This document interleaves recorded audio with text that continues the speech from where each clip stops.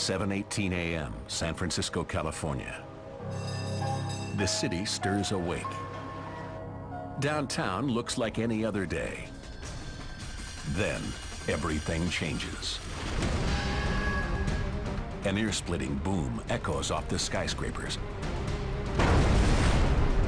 followed by a blinding flash. A superheated shockwave tears through the entire Bay Area. In just seconds, it transforms the city into cinder and twisted metal. And yet, there's no impact crater. Could a blast this devastating really come out of thin air? One thing is certain. It's happened before. It's 1908 in central Siberia. An explosion uproots 60 million trees and devastates more than 800 square miles of the countryside.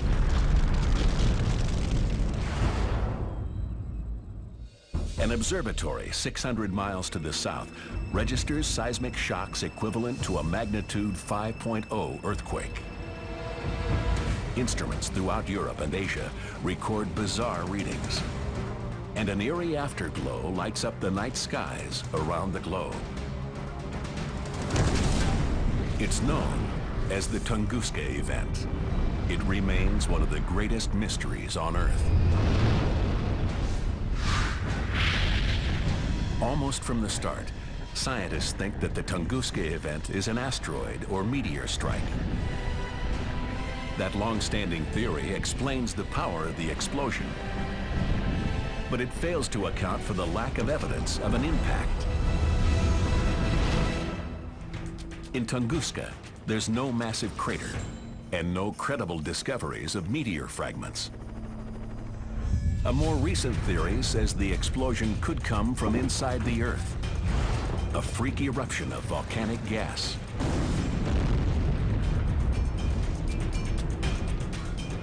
A more radical theory from experts in particle physics says it could be a collision with a substance called mirror matter. And these aren't the only popular theories. Some Russian scientists are certain that UFOs caused the Siberian explosion.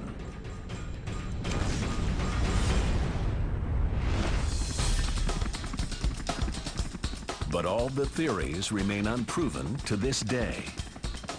The only way to solve the mystery is to gather physical evidence from the site. And that means trekking to Tunguska, Siberia. An elite group of geologists, physicists, and astronomers sets out for the explosion's epicenter. This expedition offers the rare chance to investigate a mystery that has baffled everyone else. They've put together the most comprehensive team ever. Each brings his own expertise, and each plans to prove his case. In a way, this is like a crime scene, and everybody likes to investigate a crime scene. You know, there was a big explosion, it left evidence, what happened? And the more evidence we can gather, the more we can nail down the details of the event. And just like crime scene investigators, they're combing Tunguska for clues. If this was from a natural burn, from the flash, it wouldn't stop here. It would continue on up, don't you think? That's right, yeah. That tree got ripped apart right in here by the force of that blast. It's just, it's just mind-boggling what could do that. Cornell University professor Jason Phipps Morgan believes the answer lies beneath their feet. He's searching for evidence of a volcanic event he calls the Vern Shot. 250 million years ago, an outpouring of lava covered this section of Siberia. Phipps Morgan thinks that massive pockets of pressurized volcanic gas trapped in bedrock burst out so violently they explode into the atmosphere. He's inspecting the native rocks for signs of this upheaval.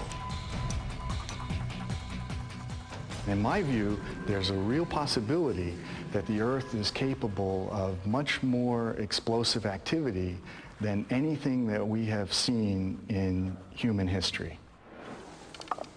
Ginter Kletechka is a PhD geophysicist at Catholic University. He's investigating a radical new theory about the existence of mirror matter.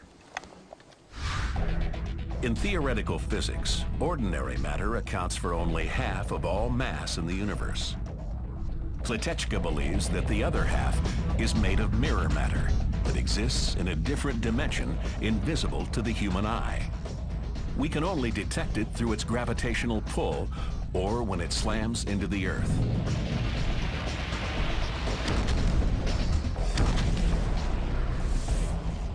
So now we have this mirror matter, and we think that it may be in our solar system, and maybe it could be on a collision course with the Earth.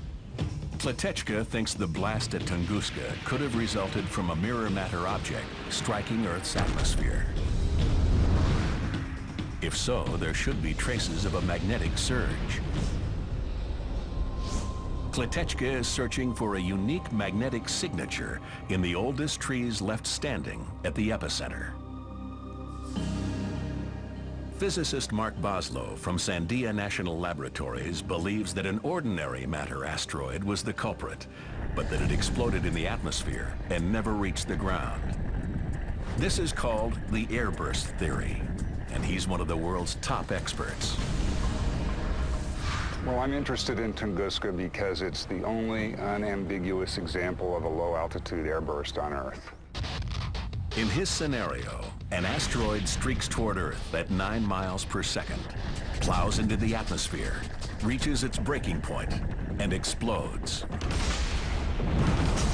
The heat and shock waves drive toward the surface and flatten everything in their path.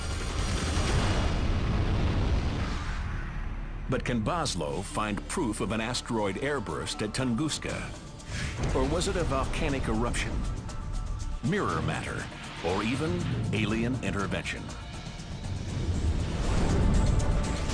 If Boslow is right, an airburst would produce a fireball of vaporized asteroid, hundreds of times more powerful than the first atom bomb.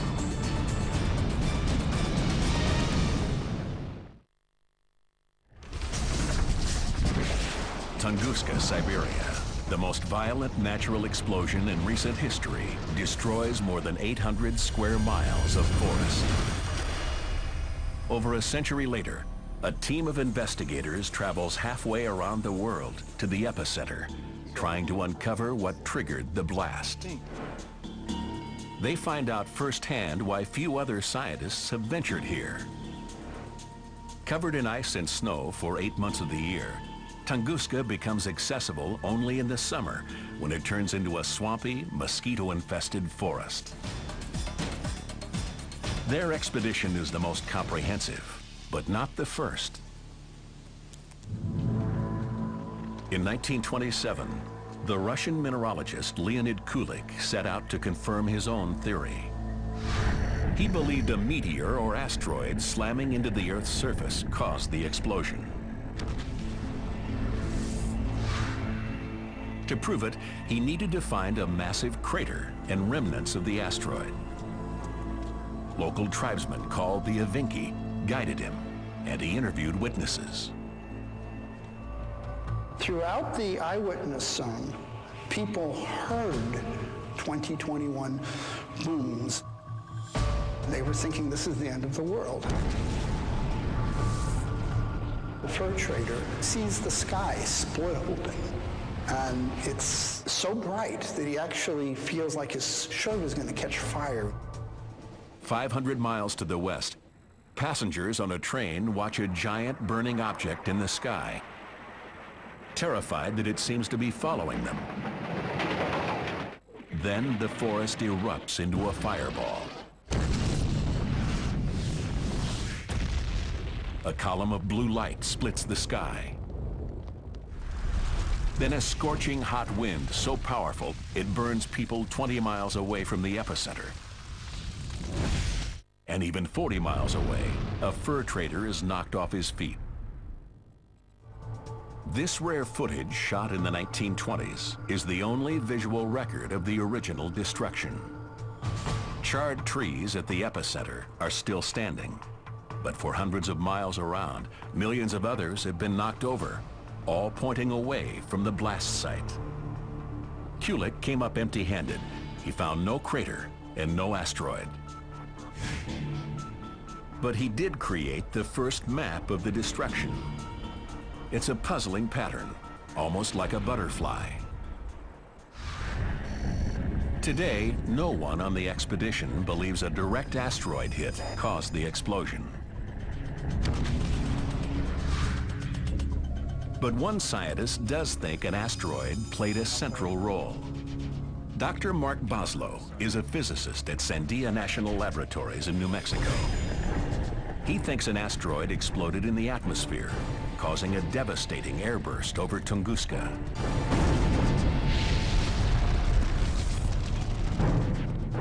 Boslow examines the damage pattern in the trees to confirm his theory.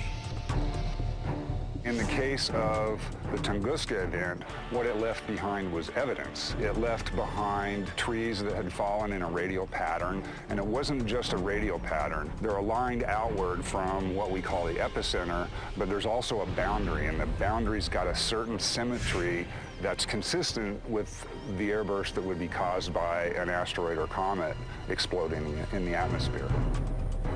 But Boslow also comes to Tunguska because his theory has been challenged. In 2007, a team of Italian researchers announced the discovery of a possible asteroid impact crater.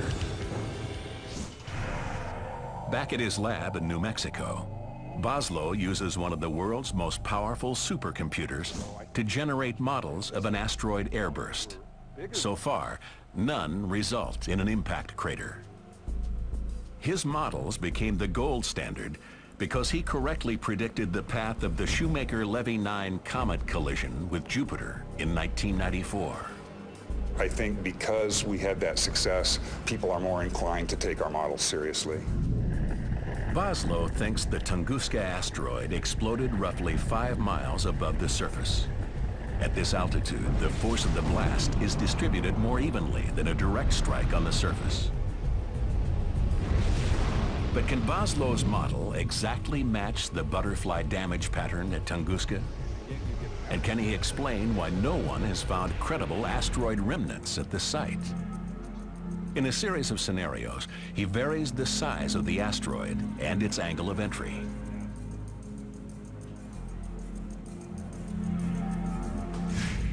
Here's what Boslow thinks happened.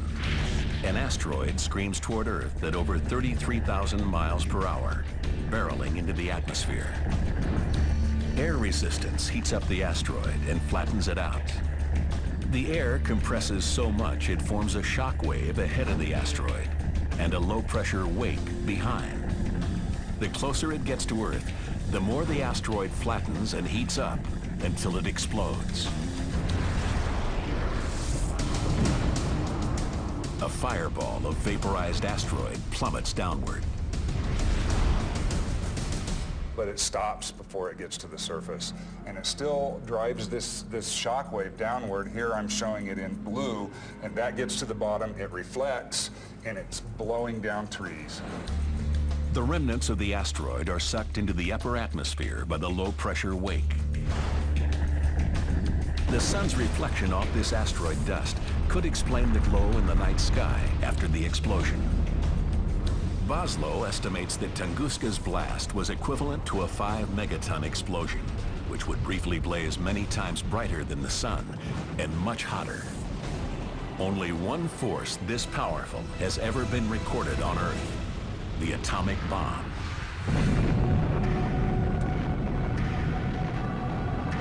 A 5-megaton atomic blast is equivalent to 5 million tons of TNT, or over 300 Hiroshima bombs.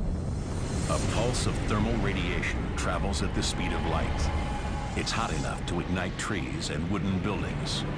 Survivors 5 miles from the explosion suffer third-degree burns. Seconds later, a blast wave strikes. Hitting with such force, it destroys all buildings within 3 miles and damages structures 15 miles away. Moving at close to the speed of sound, the shock wave covers 10 miles in just 50 seconds. The progression of this nuclear explosion closely matches the Tunguska blast. For Boslow, his model of an airburst seems like an open and shut case. But the Italian researchers' claim about an impact crater casts doubt on the airburst theory. So Boslow is conducting his own search at Tunguska. If he finds any trace of an impact crater, he'll have to rework his computer models and adapt his theory. Ginter Kletechka is closing in on his own answer. Could the Tunguska event result from a collision with mirror matter, an invisible force that we can't even detect until it explodes with catastrophic power?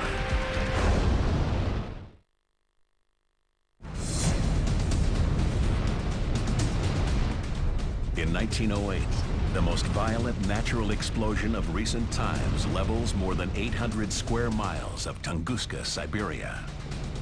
To this day, no one knows what caused it. A century later, a scientific expedition searches for clues in the Siberian wilderness. Gunter Kletechka wants to prove the existence of a theoretical material called mirror matter. Jason Phipps Morgan thinks the cause was a massive release of volcanic gas. Mark Boslow believes an asteroid airburst caused the destruction. But he's not the first to bring the idea of an airburst to the popular imagination. In 1945, Russian chess master and author Alexander Kazantsev visited the Japanese city of Hiroshima shortly after it was destroyed by an atomic bomb. The aftermath he witnessed seemed strikingly similar to Tunguska. He wrote a book called The Explosion about a nuclear-powered alien craft that explodes over Tunguska, creating a deadly airburst. The idea catches fire in many imaginations and even leads to serious research. The first time I heard about the Tunguska meteorite was in the writer Kazantsev's story called The Explosion.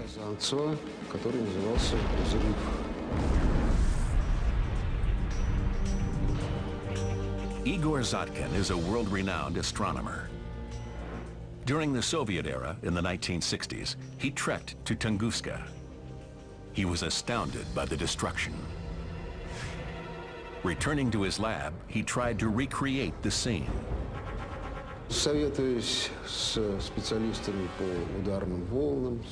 We consulted with explosion and shockwave specialists, and they said that kind of pattern would not be from a single point like a nuclear bomb, but something coming in at an angle.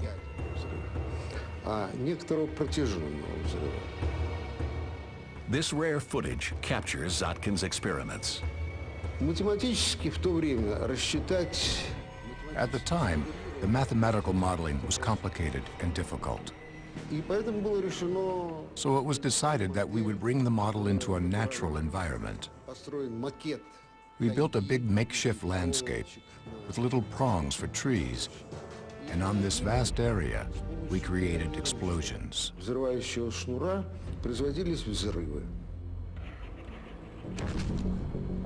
Zotkin was able to replicate the unique damage pattern and estimate the terrifying power of the blast. The energy is equivalent to 10 to 20 megatons of TNT, or the power of a significant hydrogen bomb. Zotkin surmised that it must have been an asteroid exploding in the atmosphere.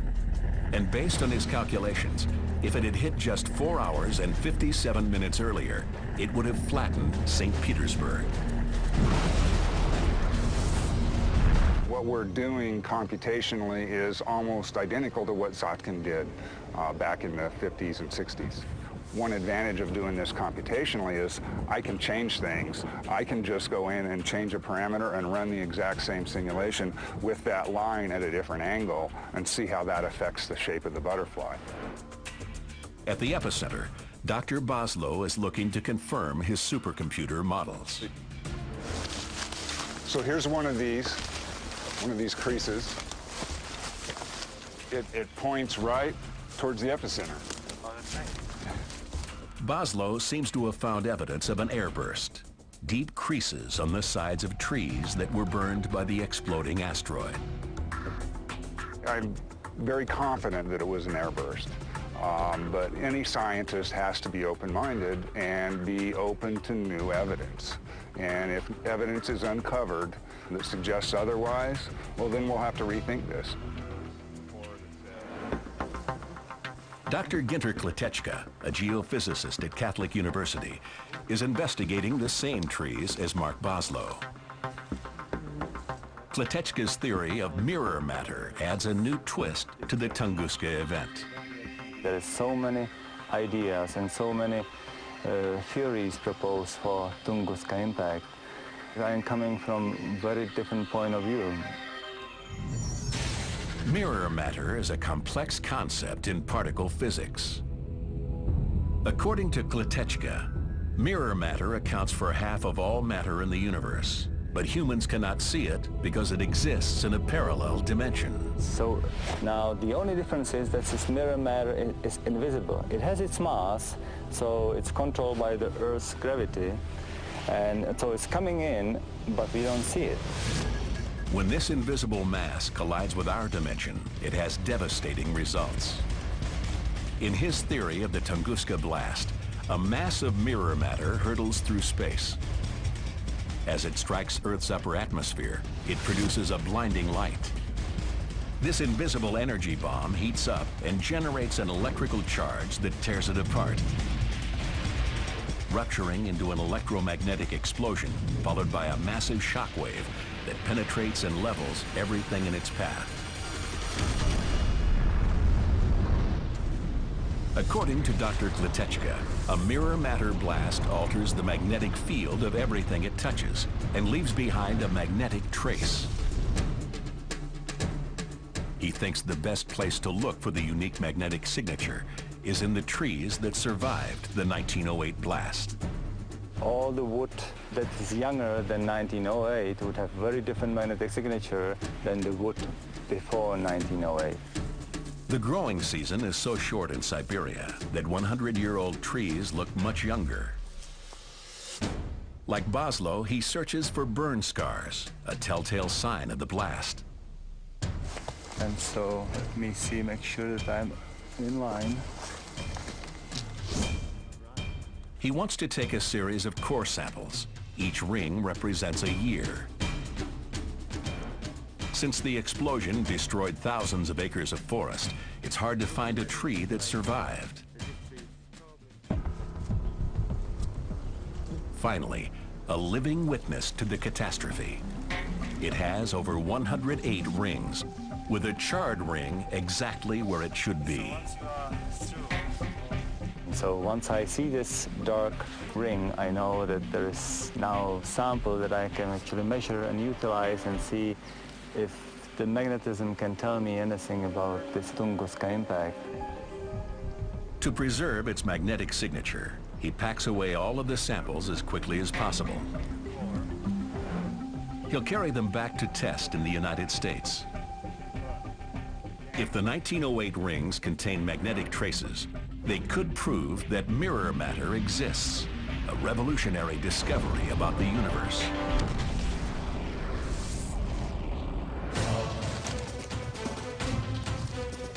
But time is running out for Jason Phipps Morgan. He's still searching for the one rock that can prove his theory. Could a volcanic explosion explain the mystery of Tunguska?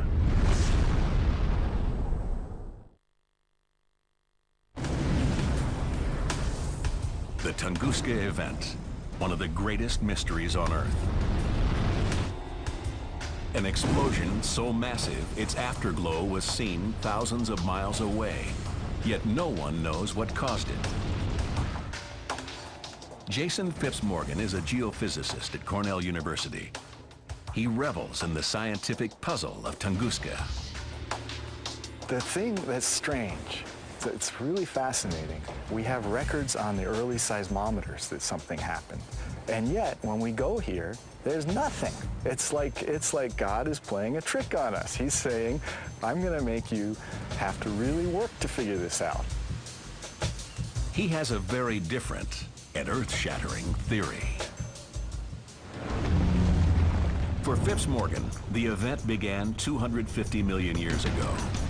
An enormous upswelling of lava broke through giant fissures in the Earth's crust. For thousands of years, it poured out and spread across Siberia. When it cooled, it formed vast plains of basalt, a common volcanic rock. Phipps-Morgan believes that pressurized volcanic gases built up in the lava deep beneath the surface. The rocks are strong enough to hold the pressure, and they hold it, and they hold it, and they hold it. And then when it finally breaks, it breaks in a cataclysm. The explosion hurtles rock into the stratosphere with the same force as an asteroid impact. This is not a volcano shooting molten lava, but a massive eruption of superheated gas and rocks. Dr. Phipps-Morgan calls this phenomenon a Verne shot, as a tribute to author Jules Verne. He believes a mini Verne shot triggered the Tunguska explosion. And reflections off the ejected rock and gas in the atmosphere account for the strange glow in the sky after the event. It's a difficult theory to prove unless he can show the initial Verne shot actually occurred millions of years ago as the precursor to a mini Verne shot in 1908.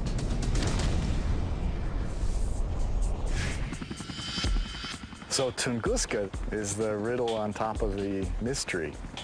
If we could show that this was the site of an earlier explosion, then I'd be very confident that a good explanation for Tunguska might be sort of the earthquake and the gas release associated with a mini Verne shot. Phipps-Morgan needs to find one crucial piece of evidence, a rock called shocked quartz. One of the key tests for the Verne shot is we should be finding shocked quartz where we had, for example, a flood basalt. So now coming here and getting the chance to try to hunt for this shocked quartz is a key part of the scientific process. Shocked quartz forms only under extreme pressure. We know they can be made in impacts. We know they can be made in atomic bomb tests. We know they are not made in normal volcanic eruptions, but maybe a hyper-explosive volcanic eruption can do the trick. And now, Phipps-Morgan hopes to be the first to discover it in the rubble of a Verne shot. He's looking for sandstone, since that's where shocked quartz would form. But he's searching for a sandstone needle in a haystack of basalt. Everything that I see here is basalt. Every bit of visible rock is basalt.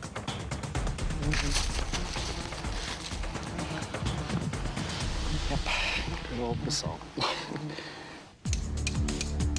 For days, he finds nothing but basalt. No sandstone or shocked quartz.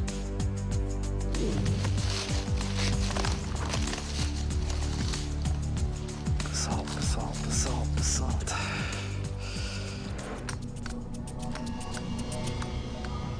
Finally, he spots a promising rock in a random pile. This does not look like basalt. This might be the sandstone. Could this ordinary-looking rock contain Phipps-Morgan's holy grail of shocked quartz?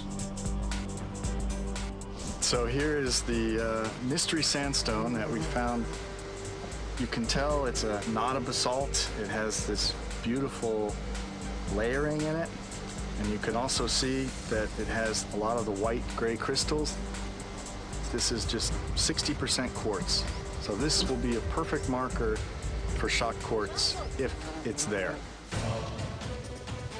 To find out if he's got evidence of a Verne shot, he'll take the rock to a high-tech lab in Europe. If it contains the shocked quartz he's looking for, this Cornell scientist may rewrite the history of the largest natural explosion in modern times.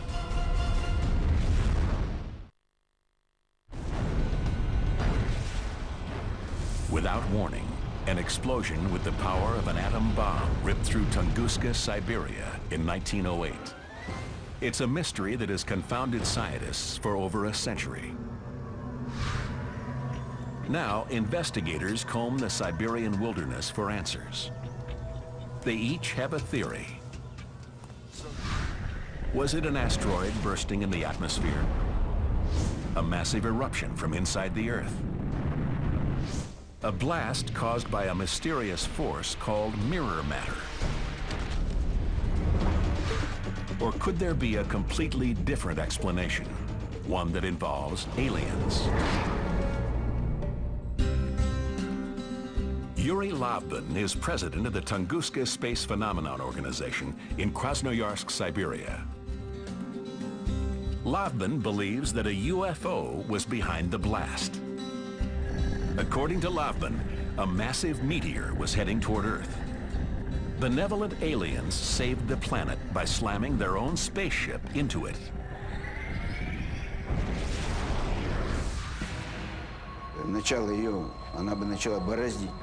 It started to plow towards the Earth.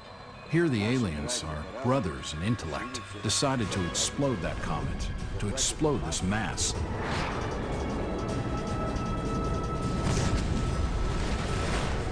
Since 1994, he has organized several expeditions to the Tunguska area to search for remnants of the alien craft and meteor. That's where the local people told us there are big blocks of the perished starship.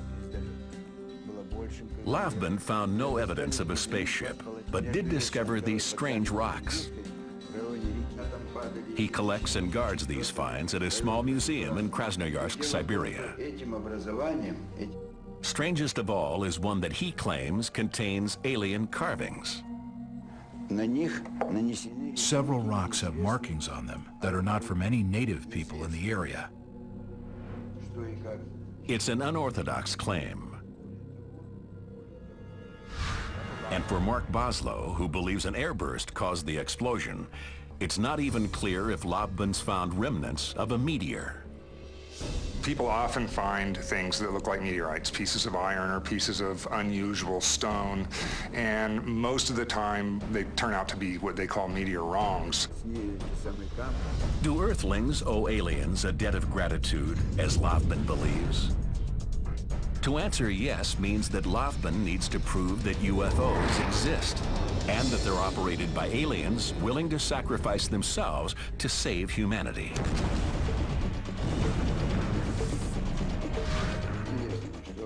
But all that Lavbin can point to are untested rocks in strange artwork.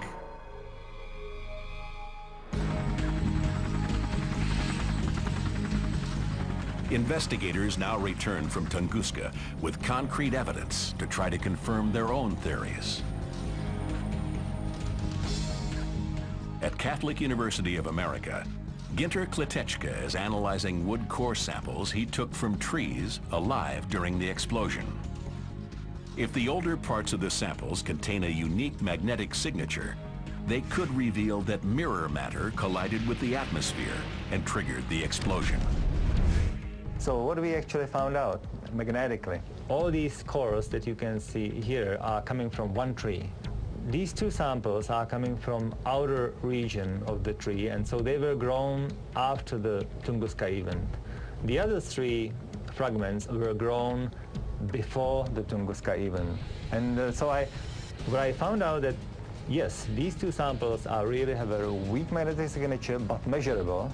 And then I went to these three and I found very surprisingly that there is no difference between these three samples and these two samples.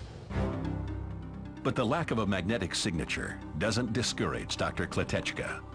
He's already planning a return to Tunguska in order to examine the soil and rocks for magnetic evidence of mirror matter. With his own piece of the puzzle, Jason Phipps-Morgan rushes to a lab at the University of Kiel in Germany. He wants to prove a radical theory. Did the Tunguska event result from a volcanic blast he's dubbed a Vern shot?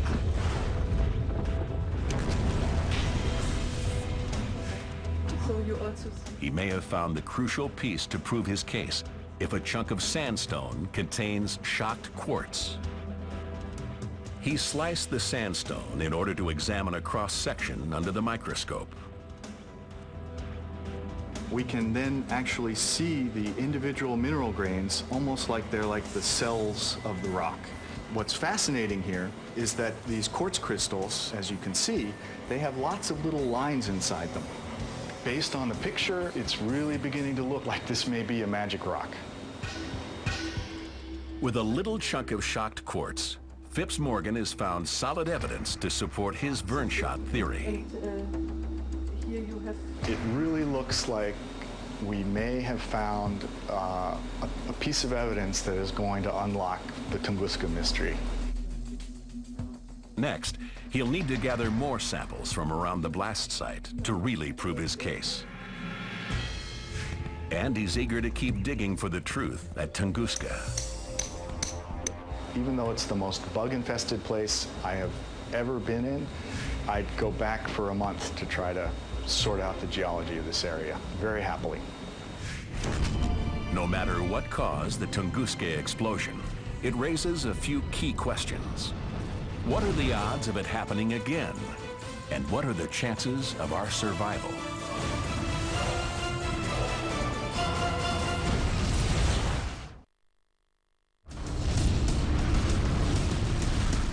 Hitting with the force of an atom bomb, the greatest natural disaster of recent times tears apart more than 800 square miles of Siberia.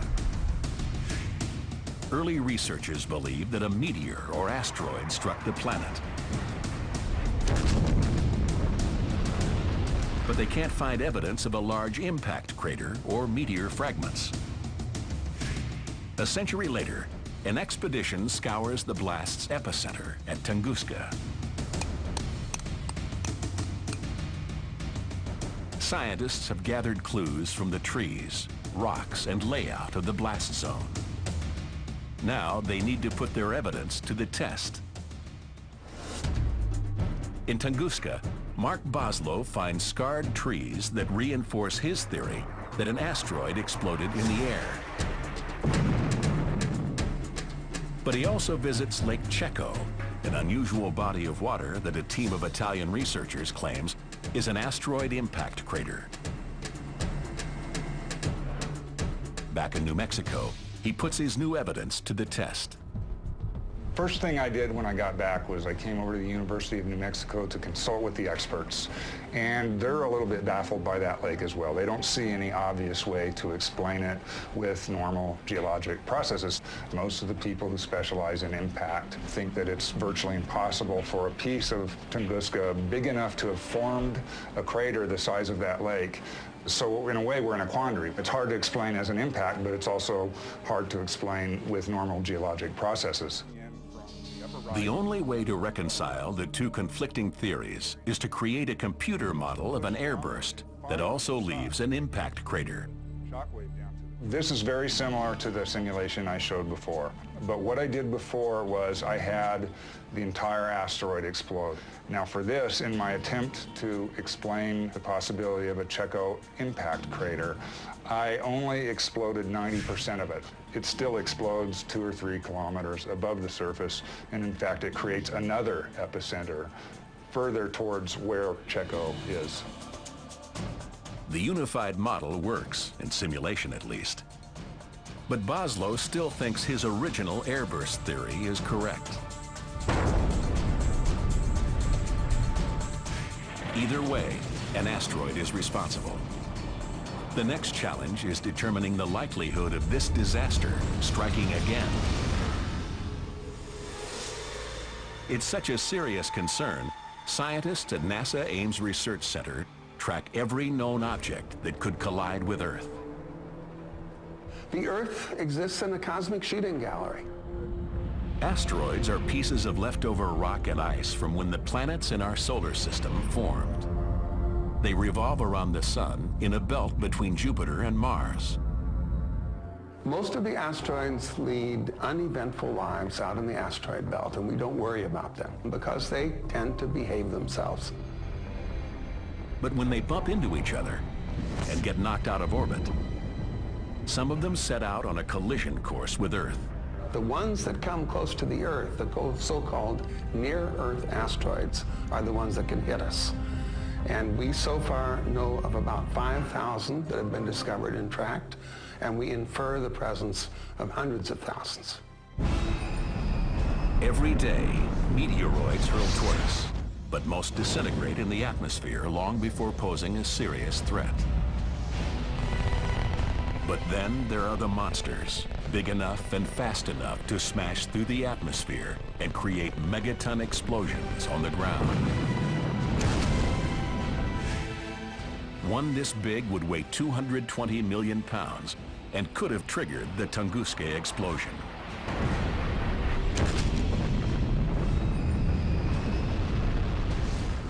We don't know really the frequency of Tunguska-like objects. It may be one every few centuries, maybe one a millennium. There could be one arriving today. The likely warning we would have on the next Tunguska is about 4 seconds.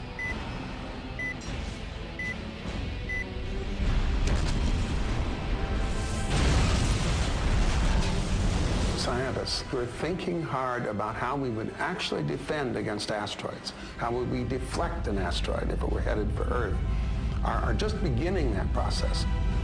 It's unlikely, we shouldn't worry about it at night, but in a rational world, we would think about how to protect ourselves against a cosmic catastrophe of that magnitude.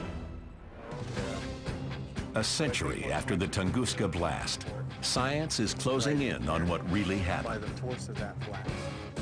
A team of investigators, geologists, astronomers, and physicists has examined the blast's epicenter and brought back clues. Jason Phipps Morgan's discovery of shocked quartz offers intriguing evidence of his Verne shot, possible proof that volcanic gases produced the explosion. But today, Mark Boslow's computer models make the most complete scientific case that a huge asteroid exploded in the atmosphere, unleashing the force of 300 atomic bombs. With each piece of evidence, science comes a step closer to solving one of the greatest mysteries in recent Earth history, the Tunguska event.